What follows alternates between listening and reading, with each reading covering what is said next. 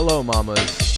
Hundreds and hundreds and hundreds of years ago, being a plump fella or a big girl was, in contrast to today's beauty standards, a sign of aristocracy, of wealth. It wasn't seen as gluttonous to be big. It was almost like, how big can I get with all my money? If you were a peasant, the peasant class, and like pre-industrialized England, you were obviously very thin. You were eating gruel. You were eating like crumbs off of like the floor.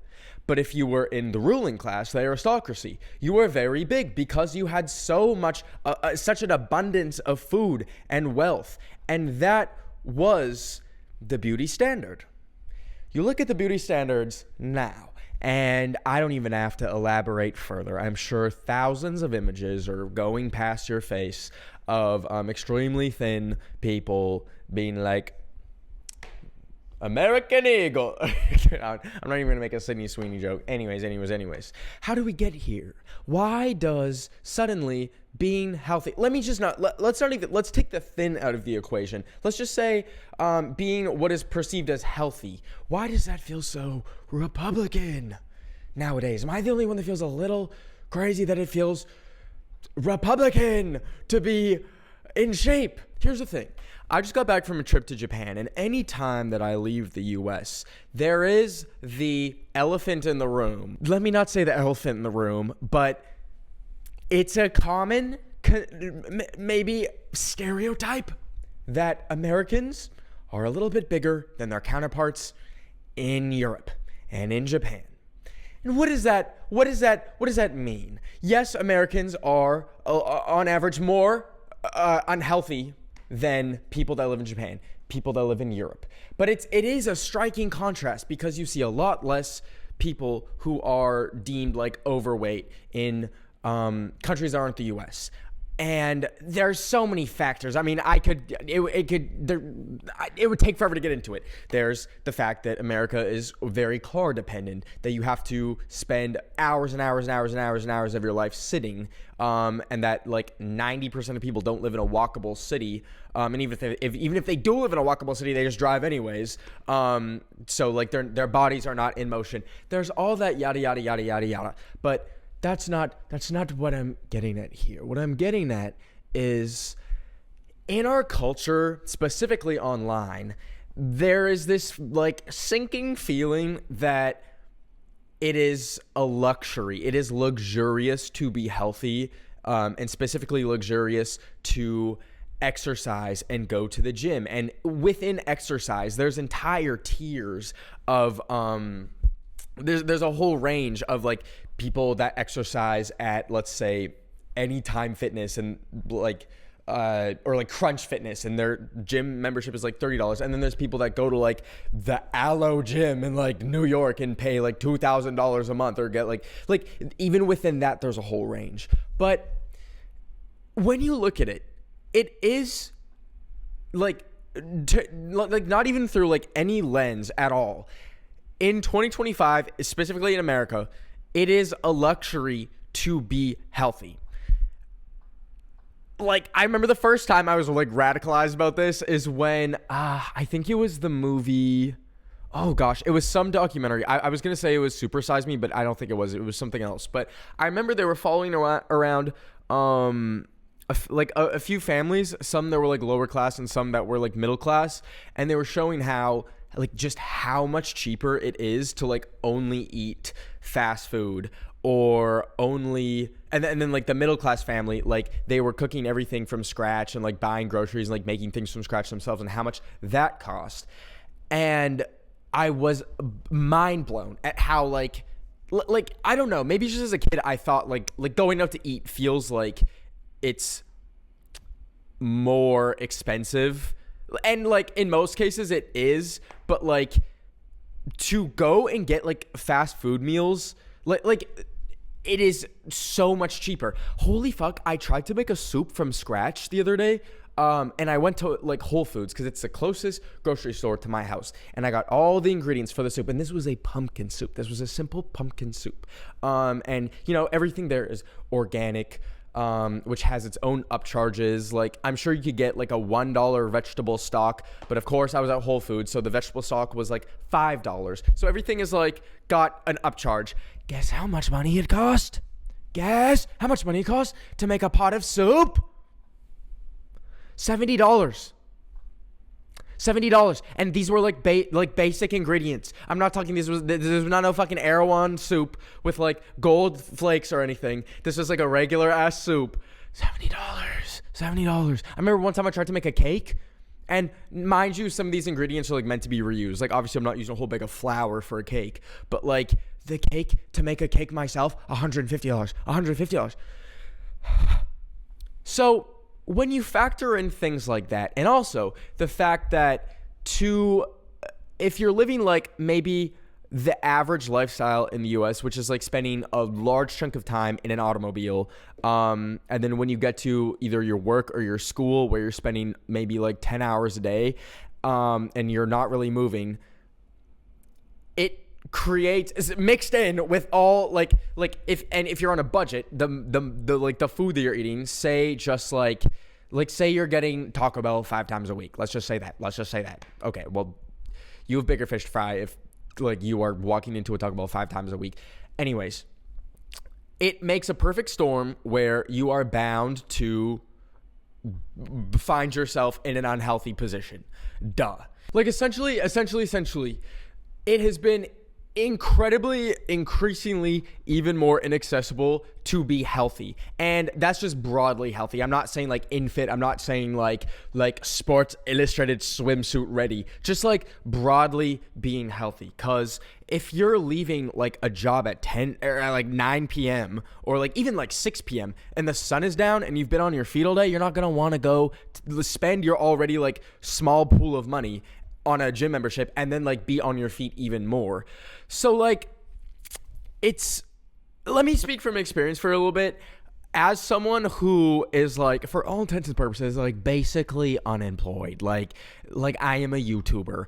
I am not like at a place from like 9 to 5. And because of that, I have like a lot of flexibility in my schedule. So I go to the gym when I'm home, like pretty much every day for about 2 hours. And that is very like, sometimes even when I have just like a few things to do in the day, I'll like have a moment where I'm like, if I was like working a 9 to 5, there is no way I'd be able to factor in, like even with my extremely limited responsibilities, there's no way I'd be able to factor in like the amount of exercise it takes to like be in shape into like a regular schedule.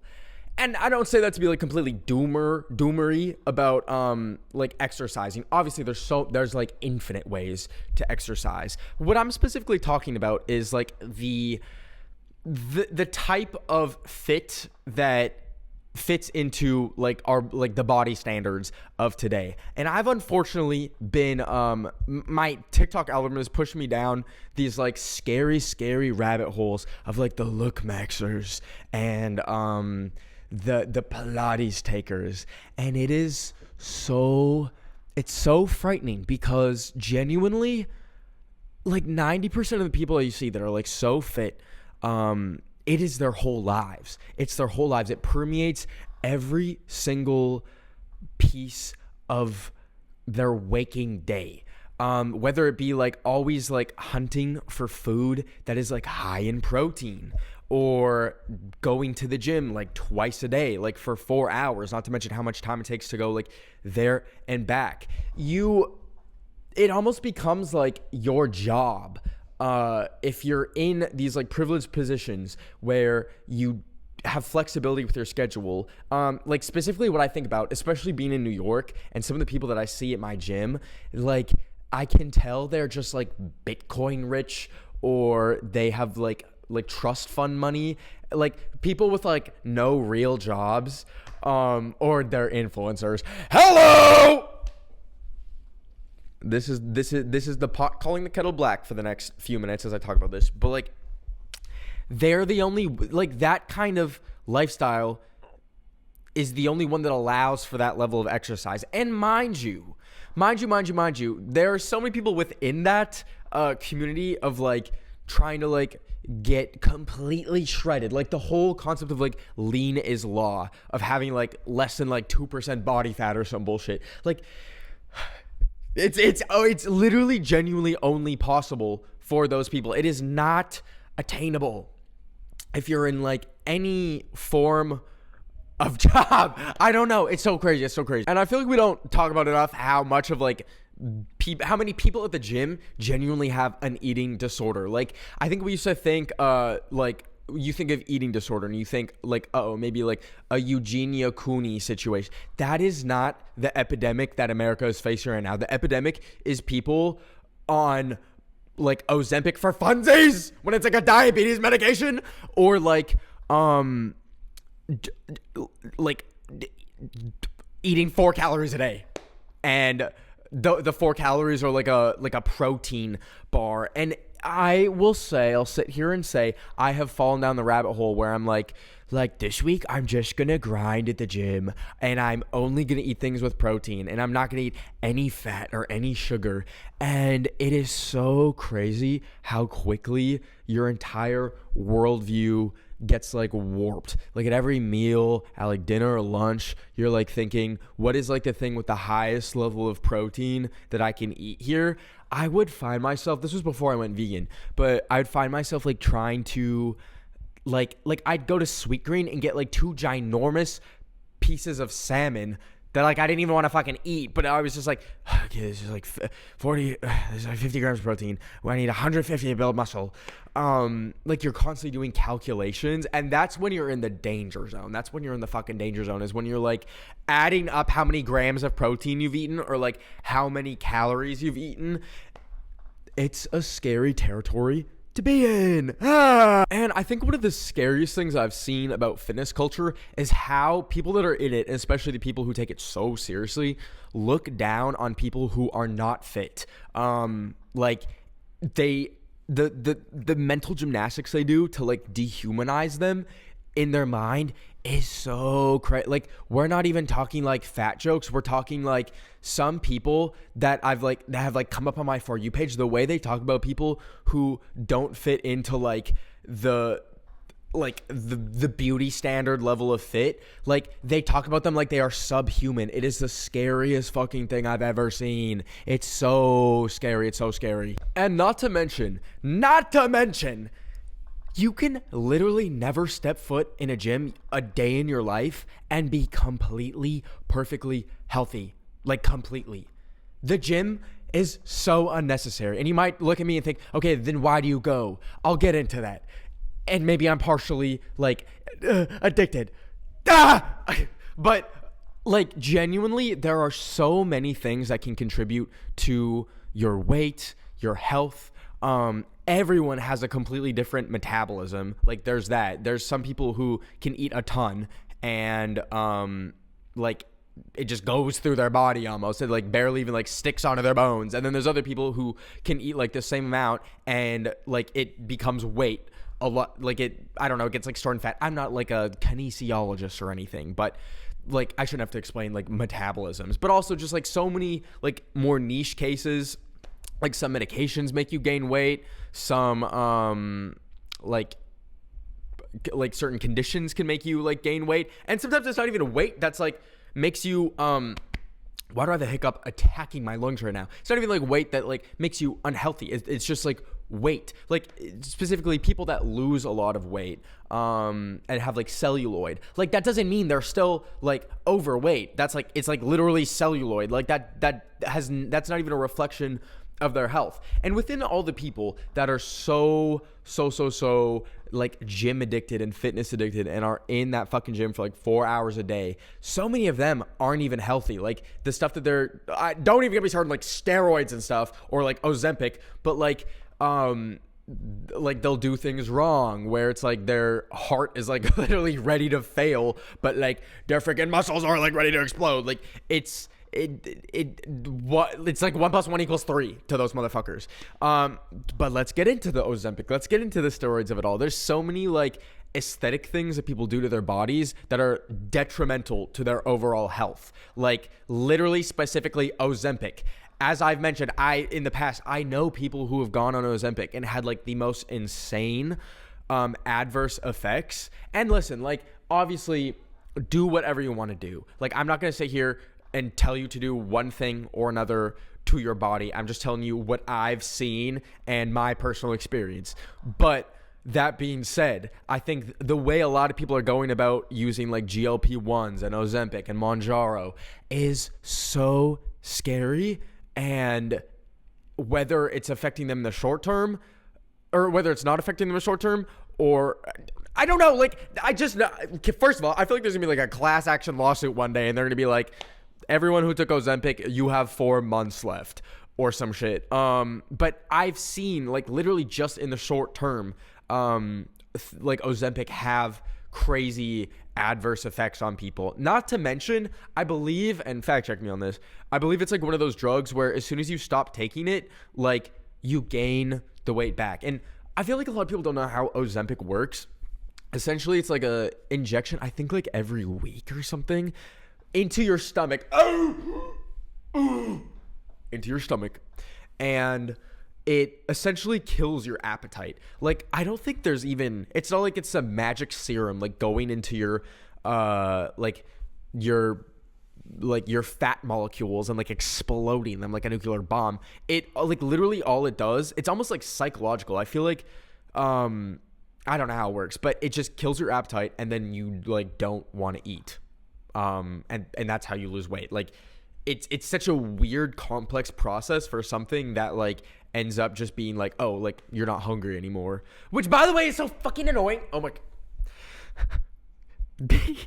Being around people that are on Ozempic and they never want it, and then they like order like a little tiny bite. Like if you're at Cheesecake Factory with a motherfucker on Ozempic, they're getting like 3 edamame beans, and then I'm out here getting like Cajun jambalaya. Browsing the internet without protection is like leaving your front door wide open and hoping nobody walks in. Guess what? Somebody will. That's why I use private internet access, a virtual private network, or VPN for short, which is an app that hides your IP address and safeguards your internet connection through an encrypted tunnel.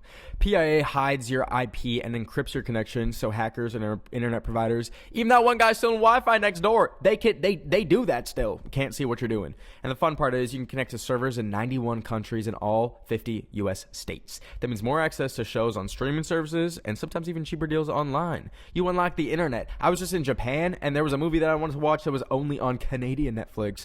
Guess what I did? It was me and PIA watching. I'm gatekeeping the movie. I'm not telling you what it is. But one subscription covers unlimited devices on all platforms, your phone, laptop, tablet, and PIA keeps no logs ever. And right now, it's 83% off, just $2.03 a month, plus 4 months free. And if you don't like it, there's a 30-day money-back guarantee.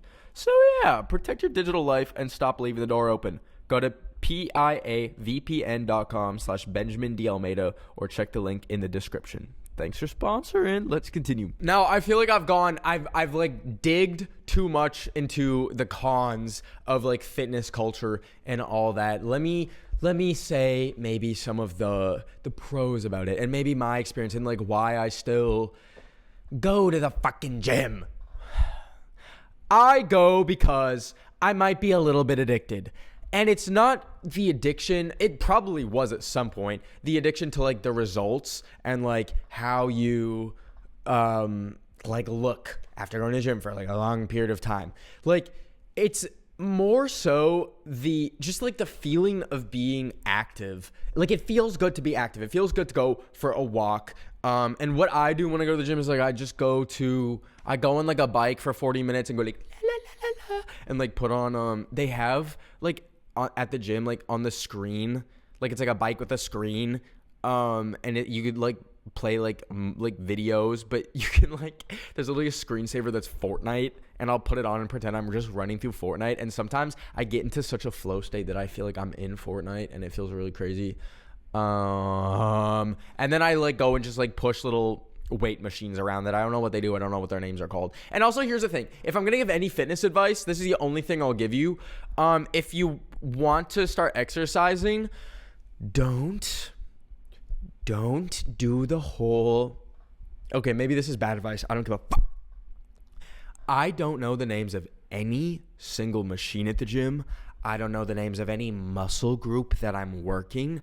I just go there. I pick whatever machine doesn't have someone sitting their greasy butt on there, and I push it around for like 3 minutes and rotate and go to the next one. Because the second I have to make it a conscious thing, the second I'm thinking, okay, I need to do this much cardio or I need to burn this many calories, that's when it gets scary. And that's when it becomes like a conscious thing. I go there to black out mentally.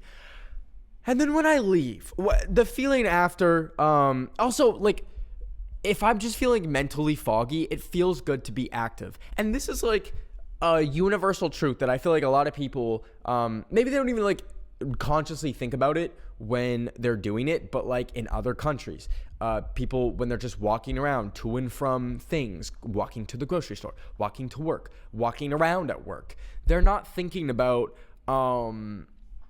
there's basically not even really gyms. Like when I lived in Japan for like half of 2023, one thing that like really shocked me was how like no one exercises, but everyone is like so like thin presenting. And I was like, how the fuck is this possible? And I think that, look, obviously there's like the diet factors. People in Japan like eat smaller portions and their food is a lot healthier.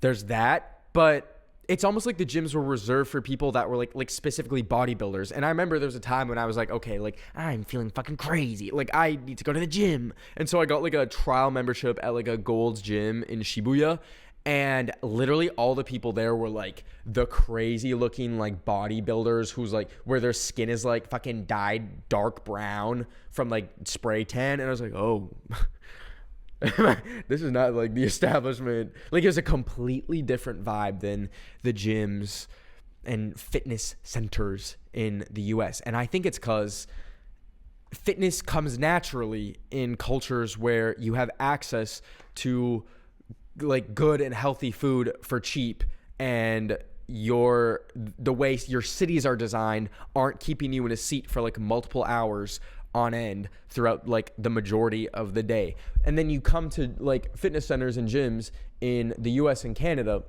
and like a lot of Western countries, and it's almost the people, like it's survival. For some people at the gym, like they are there because they have like health like issues where like they actually like need to become healthy for their health. Like it's a completely different vibe, and it makes you think like what is wrong with America? Also, on the topic of like accessibility for like healthy food, I've spent probably 6 years in LA in like the definition of a food desert. You guys really like, unless you've lived in one, it's such a crazy vibe. So before I even had a car or anything, or even a bike in LA, to walk to the nearest grocery store would be like, I'm talking like a real grocery store, like a Ralph's, where there's like fresh produce and stuff, would be like a 30-minute walk each way. That was the closest grocery store. And mind you, there's a lot of people that lived around there. So you might think, where do you go for food? Like the only options were fast food. Like genuinely were only fast food. Like there was a Burger King in walking distance. There was like Taco Bell, McDonald's, like a Dunkin' Donuts. But beyond that, like to get actual groceries, if you don't have a car, you're fucked. And so like the convenience of unhealthy food was so much more, it was so much more accessible than like, I genuinely just couldn't even see myself or really anyone else that like lived in that neighborhood like going and getting like fresh produce and like making your own meals, because it was so much more of a hassle to do that than to just like go and get fast food or like get a taquito from 7-Eleven or something. And it's crazy because you would think a food desert is something that would happen in like a small town where like the only thing that there is for food is like a Dollar General. But this was like in like a pretty populated area of like LA County, and food desert, like fucking food desert. And like I have the privilege of living in New York now, where like, I mean, there is still a lot of food deserts, like especially when you go like more out. Like I know I'm like a Manhattanite who like forgets that like the other boroughs exist sometimes, but like There's food deserts everywhere in America, and it's so horrible. It's so horrible. Another arm of the whole fitness culture is like the fitness influencers, which even if that's not even something remotely that you want to see, somehow you're gonna end up seeing fitness content, whether it's like David Dobrik doing like his fucking body transformation, or any number of, I feel like pretty much every influencer at some point has like done some like gym content. They're like, get ready with me, I go to the gym. Like, you end up seeing it, and it's not, maybe for some people it's like a little bit aspirational to see like people like going to the gym, like getting my dream body, blah, blah, blah, blah. But I think for a lot of people, the experience of seeing that kind of content is like probably a little bit disheartening, because like here is like fitness influencer going to like $300 a month like gym, and then having like their private chef like make them a meal with like 400 fucking grams of protein or something, like living like a very unrealistic lifestyle that is not like replicatable for even people in like the middle class to lower class. So it doesn't feel good. It doesn't feel good to see that content, I would say, is like the broad experience of seeing that. But to like tie it back to my thesis and just my question for the culture, that like, why does it feel so Republican to like go to the gym? From the unfortunate like rabbit holes that my algorithm has pushed me down, and like the few times that I've like entertained a fitness bro podcast, like I'd go in thinking like, what are some good exercises I can do at the gym? And then they're like, being fit shows you're above the poor people that are fat. I'm like, whoa. I think to like unpack their psychology of the people that see it, that get fit as a way to have an upper hand, quote unquote, on people that are not fit. I think they see fitness as just like another type of wealth.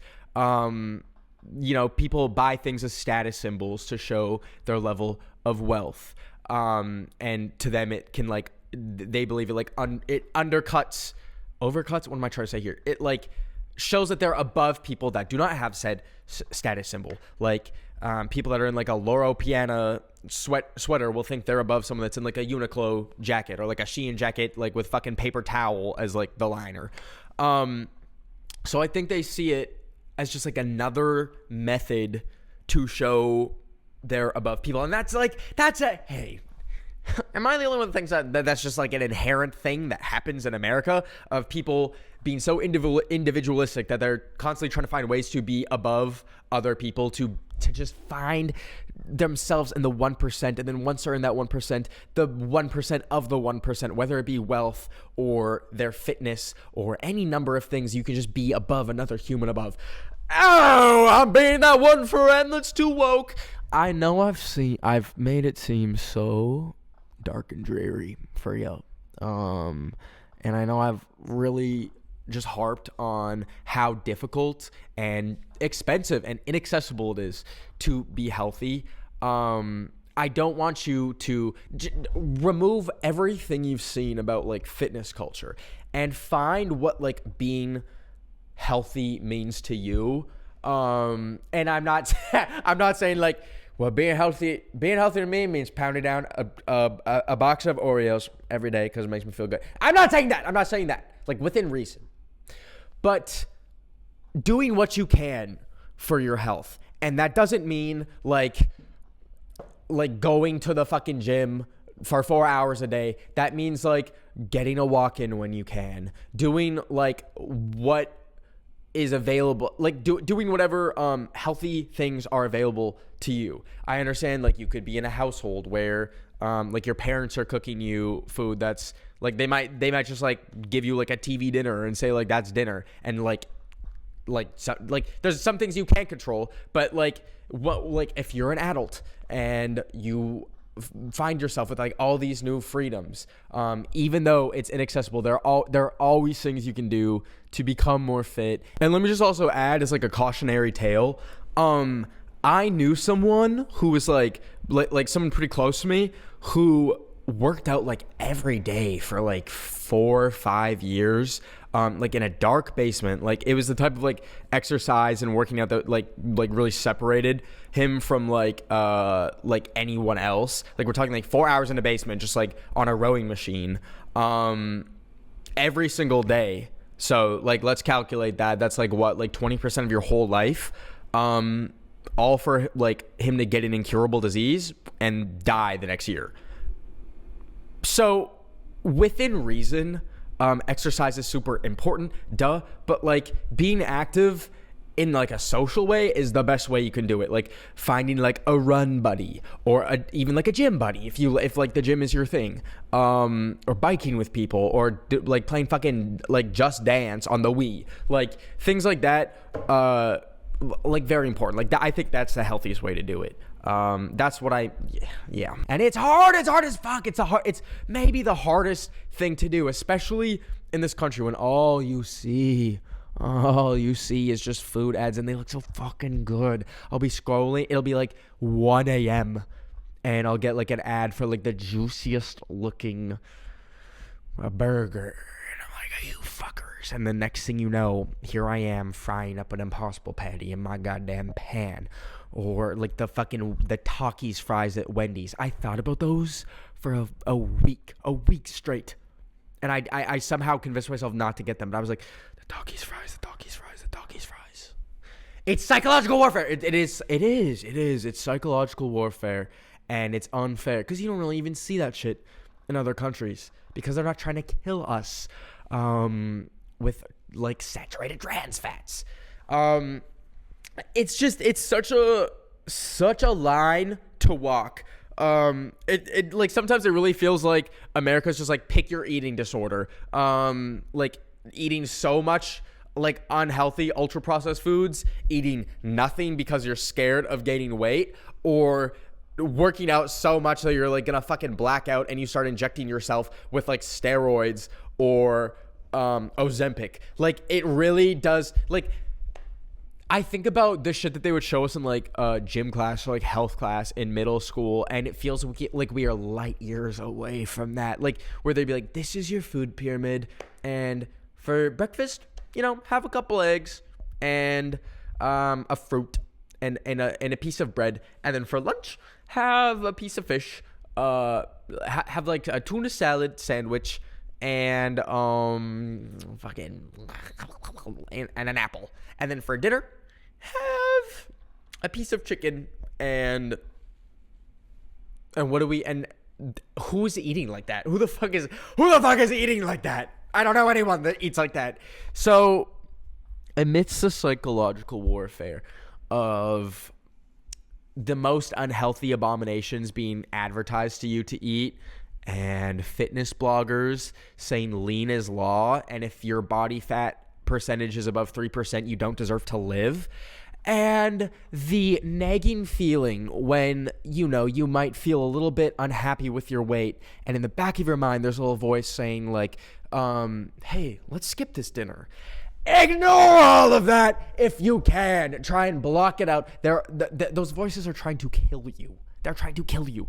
And just find what makes you healthy and happy. Because here's the thing that we're missing, the happiness part of it all. Because all these people that work out so fucking much, the people I see in my gym that are there like for 4 hours a day and refuse to eat anything unless it has like minimum 10 grams of protein, they are fucking miserable. They are as depressed as one can be. Like, and that's no way to live either. I would rather be what like society considers overweight, but happy, than like being at the fucking gym for half the day and like start spiraling if I ate like a trans fat. Like,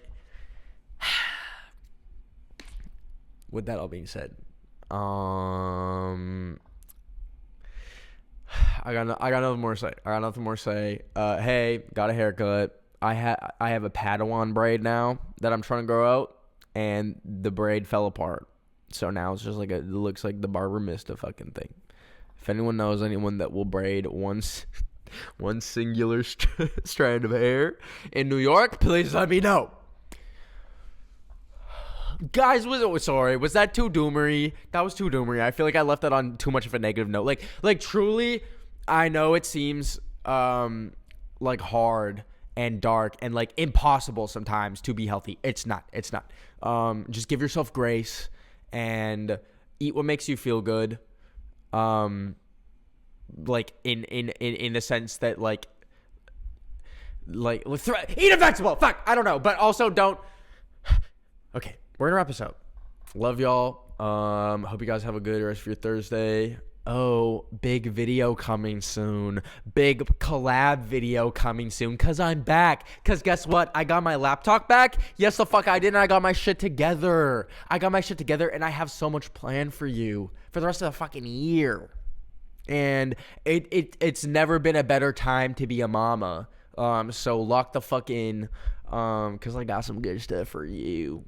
And with that being said, America, fuck yeah. Okay, love y'all. Bye.